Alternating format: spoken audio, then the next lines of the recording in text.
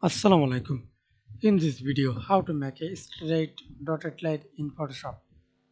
Create a new layer, click the pen tool, right click on your mouse, select the pen tool, shape, fill, cross stroke color, black and dotted line. Select dotted line. Okay. Then hold shift, press anywhere, then hold shift.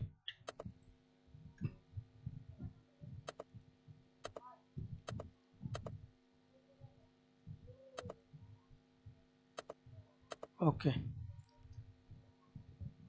Hold Alt, click and drag it. Increase the size.